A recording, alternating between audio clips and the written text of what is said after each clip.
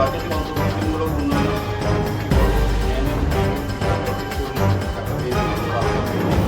ওয়ার্ডে করা হবে, বিভিন্ন পার্ক উন্নয়ন করা হবে, পুকুর উন্নয়ন করা হবে, সৌন্দর্যায়ন করা হবে, স্ট্রিট লাইট লাগানো হবে আরও বেশি, ওপেন জিম তৈরি করা হবে, 25 কোটি পিএমএওয়াই এর মাধ্যমে দরিদ্র এবং প্রান্তিক মানুষের জন্য আবার মৌলিক পরিষেবা নিশ্চিত করবে। তাছাড়া রাজ্য সরকার এবং ইউটিলিটি সহায়তা উচ্ছেদ হওয়া পরিবারগুলিকে অ্যাফোর্ডেবল হাউজিং স্কিমের মাধ্যমে পরিকল্পনা নেওয়া হয়েছে। যারা নদীর পাড়ে থাকেন, কাটাখাল এবং হাওড়া নদীর পাড়ে তাদেরকে সরকারের কাছে তাদেরকে দেওয়া থাকেন, সেক্ষেত্রে যাতে বন্যা নিয়ন্ত্রণে করা হয়েছে তাদেরকে যাতে আমরা বিকল্প জায়গা দিতে পারি সেই জন্য গ্রহণ করার তাছাড়া আমাদের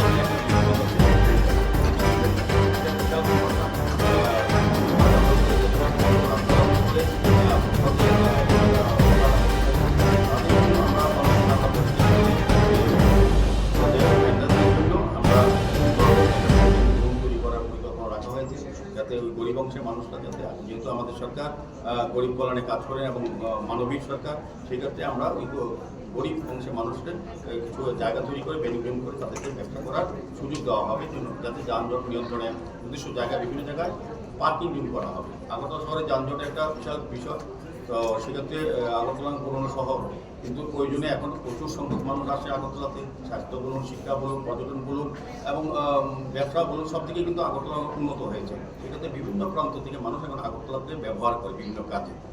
সেক্ষেত্রে আমাদের রাস্তা বড় করা যাচ্ছে না, শহর বড় ভাঙা যাচ্ছে না, কিন্তু বিকল্প শহর আমরা বৃহত্তর আগরতলা থেকে আমরা যাচ্ছি। পাশাপাশি আমরা পার্কিং জোন করা হচ্ছে। মেন সমস্যা যেটা আমাদের দেখবেন, এর মধ্যে multi level parking zone already model স্ট্যান্ডে এই নভেম্বর মাসে আনুষ্ঠানিক উদ্বোধন হবে।